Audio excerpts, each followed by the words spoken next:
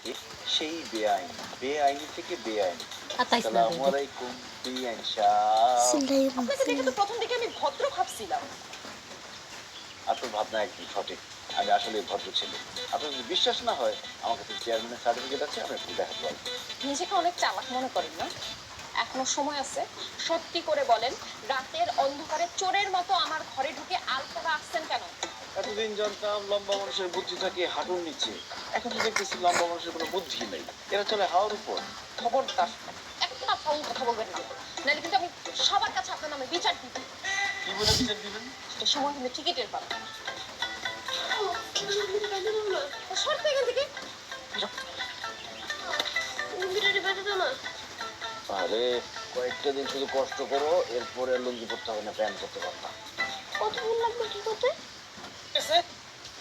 যাও ঠান্ডা পানি নিয়ে তাড়াতাড়ি যাও। আমি আমার লুঙ্গি নিয়ে হাঁটতে পারতেছি না, আমি তোমার পানি আনবো কিভাবে? রাসা নেবে সুন্দর আছে।